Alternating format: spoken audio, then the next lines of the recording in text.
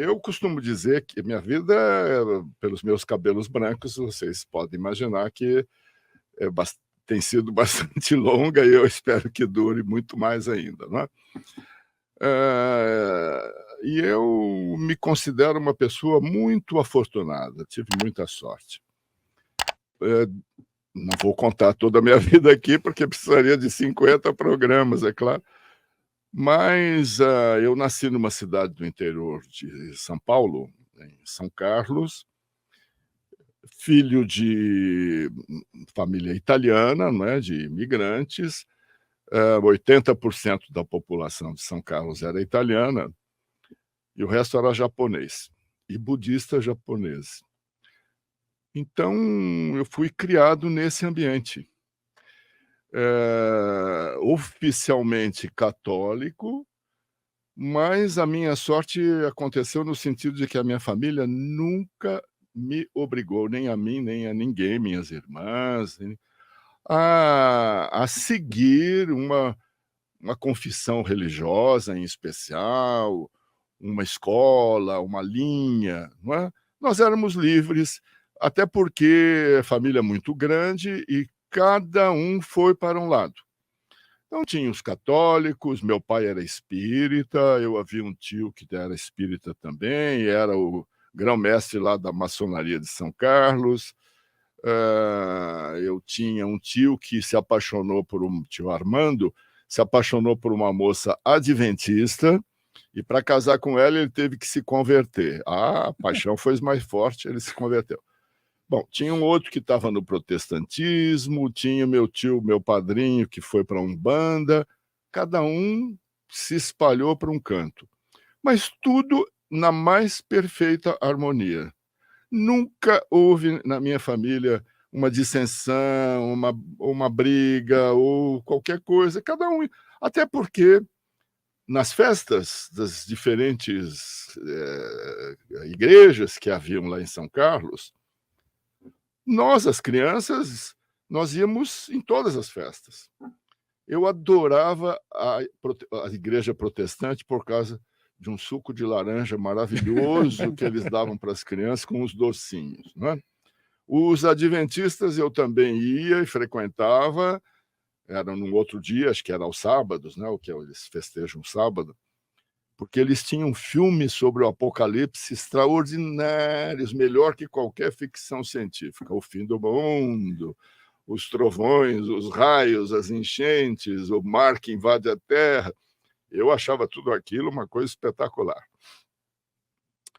E no Espiritismo haviam sessões toda sexta-feira à noite na minha casa, e eu não sei porquê, mas eu era a única criança que as entidades chamavam para participar da mesa. Isso com 6, 7 aninhos. Então, todo esse vocabulário que foi típico da New Age, não é? Lei do karma, Uhum. reencarnação, enfim, toda essa parafernália toda, né, eu me habituei a esse linguajar desde menino, não é? E então, eu desenvolvi uma consciência, muito ligada à espiritualidade, assim, de um jeito muito livre, muito aberto, sem preconceito, não é? E aprendi desde muito cedo que todo sistema religioso digno desse nome, não é? Porque tem uns que são mais ou menos, mas os verdadeiros, todos eles encerram uma mesma base essencial de sabedoria perene, que é a mesma. Não importa se você vai para o espiritismo, se você vai para o islamismo, vai para o judaísmo, para o as religiões cristãs, para a Umbanda, o Candomblé, é tudo igual. A essência que realmente conta, que vale a pena, é a mesma. Que é a essência do quê? Do amor, da compaixão, da fraternidade, da solidariedade, não é? Do respeito, da compreensão das coisas, do discernimento, valores superiores, não é? Então, eu percebi isso muito cedo, em que elas diferem? Elas diferem na roupagem, na fantasia, né? Aqui na camisa, na calça que veste, a saia. Cada uma tem o seu jeito, tem a sua roupagem, tem a sua personalidade. Mas o espírito essencial, se uma religião é verdadeira, é sempre o mesmo e é universal.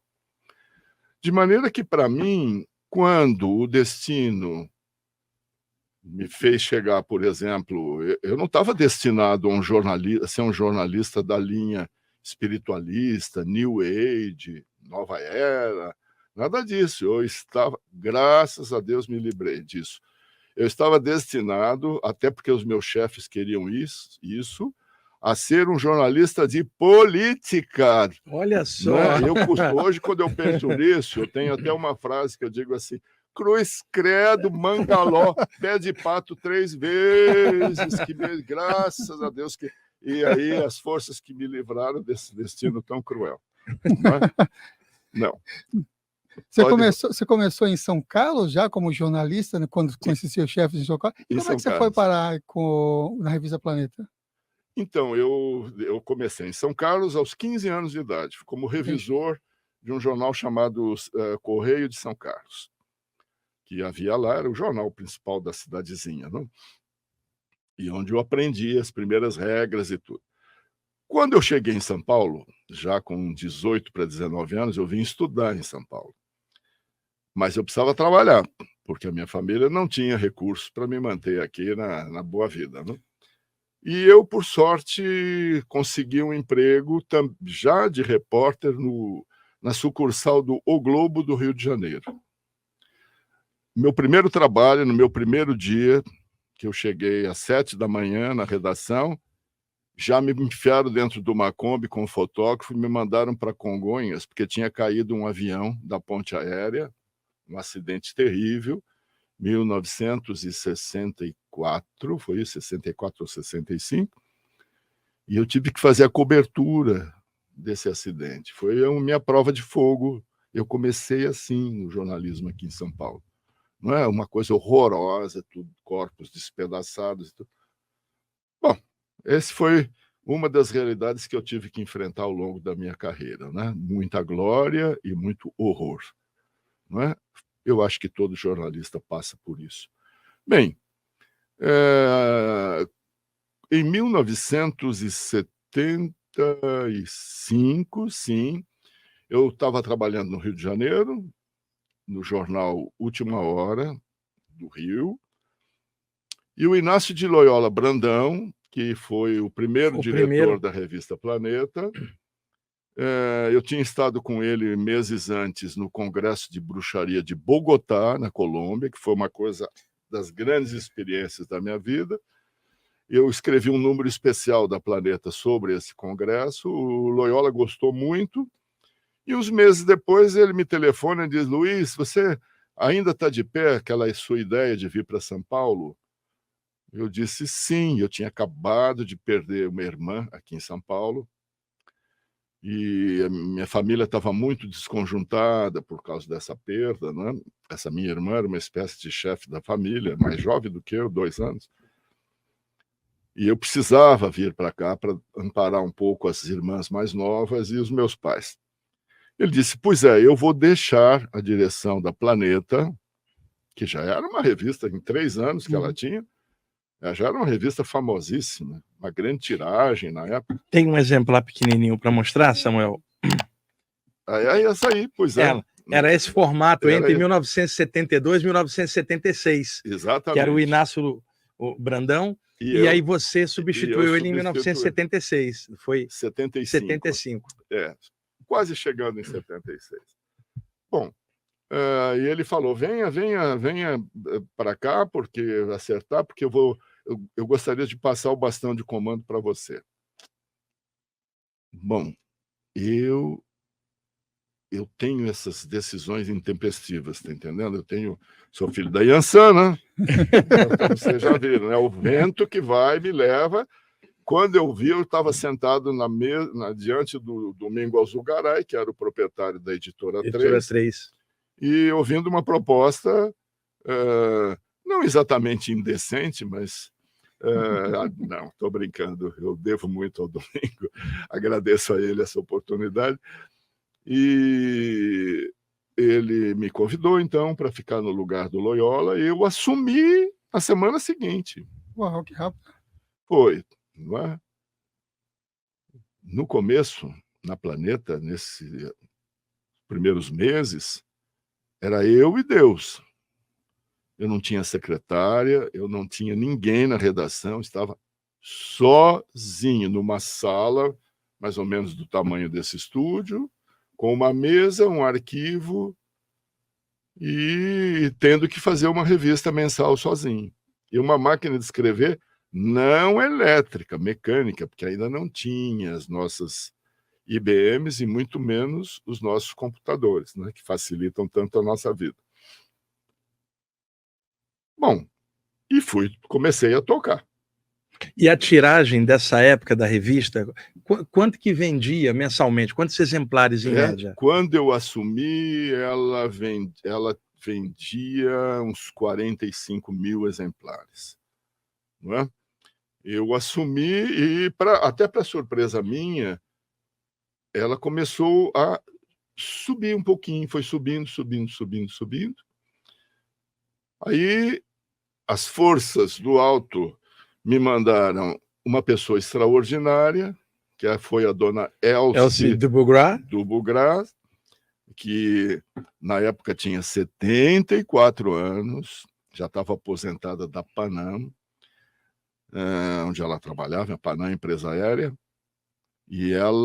mas ela não queria ficar em casa olhando para as paredes, queria continuar trabalhando, e ela escondia a idade. Ela dizia que ela tinha 60, 59. Mas eu sabia que ela estava com 74. Mas ela começou a me ajudar, escrevendo, traduzindo umas coisas. E um dia ela falou: Luiz, esse escritório seu, essa redação está uma bagunça, que você vai se perder aqui. Porque eu não tinha tempo de arrumar tudo aquilo. Se você quiser, eu tenho muita experiência em organização de arquivos. Eu venho trabalhar aqui de graça para você, mas você nem vai ver a minha presença aqui. E eu vou organizar esse arquivo para você. Meus amigos, no dia seguinte, essa mulher estava lá, 9 horas da matina. Bom, e começou a organizar livros, revistas, papéis, textos, trabalhos pela metade. Fez um fichário, 2 fichários desse tamanho, um por autor, um por assunto, texto, não sei o quê, tudo com fichinhas, não havia computador, não é? E eu nem percebi que ela estava lá, eu trabalhava normalmente. E quando foi 1 mês ou 2 depois, ela disse, botou aquilo lá em cima e disse: está pronto. Eu quase caí sentado. Ela sozinha tinha organizado uma redação inteira. E aí eu vi que a mulher era competente, né? Dona Elza era inglesa, falava inglês, falava um pouco de francês, tinha um português impecável. E aí, como a revista estava aumentando, eu fui falar com o Alzugaray e disse que precisava de uma secretária. Aí ele disse: tá bom, pode, arruma então, veja a pessoa que você quer. Eu falei: eu já tenho. A dona Elze. Ele conhecia a dona Elze, ele falou: mas a dona Elze pode ser sua avó, bisavó. Eu falei: mas ela tem uma força de trabalho, uma capacidade excepcional. Você que sabe, pode contratar. E a dona Elze começou a trabalhar comigo na metade do meu primeiro ano na Planeta. Trabalhou aos 74 anos. Ela permaneceu na Planeta até 1 semana antes de morrer, há alguns anos, com 102 anos de idade. Uau, hein?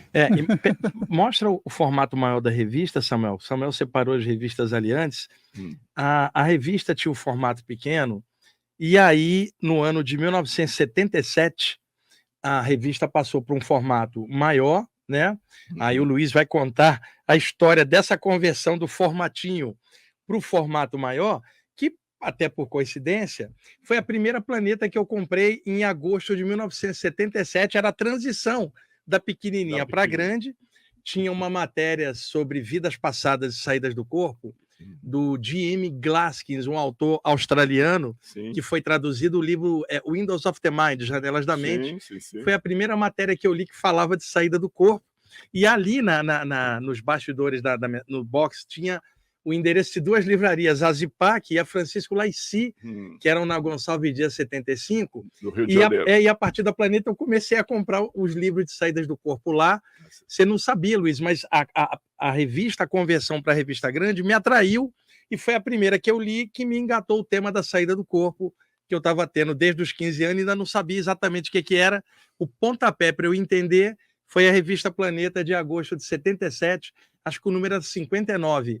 Tinha material do Hernani Guimarães Andrade, do soldado que tinha ficado preso da época da Constituição, da Guerra da Constituição aqui em São Paulo, que era o Ruitenberg, até isso eu lembro. Você não sabia dessa história, foi divisora de águas para mim a revista Planeta, e aí, a partir daí, eu passei a comprá-la todo mês e viajei nas matérias da Dona Elce, era o Jacques Bergier, que, na verdade, vocês traduziam muitas coisas de lá para cá, né?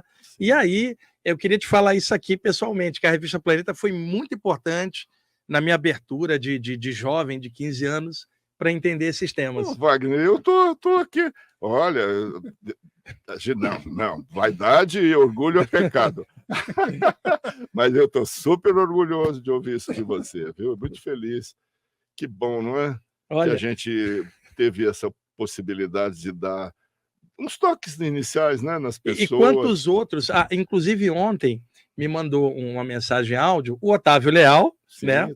E o Otávio Leal, emocionado, falou: Wagner, você vai encontrar o Luiz Pellegrini. Diz que eu mandei um abraço para ele. Diz que ele também me inspirou com a livraria Zipac, eu comprei muita coisa lá. Ele deve estar, inclusive, assistindo. A gente pode pedir o Diego, se o Otávio estiver por aí, botar ele no vídeo aqui para ele falar com o Luiz também. Ele estava emocionado ontem. Excelente. Você acabou de assistir a mais um corte da TV Consciência Próspera. Espero que tenha gostado. Caso tenha interesse em assistir o episódio completo, clique no link na descrição deste vídeo. E se você quer receber mais conteúdo sobre desenvolvimento pessoal, espiritualidade e autoconhecimento, se inscreva aqui no canal. Gratidão e que as melhores energias cheguem até você.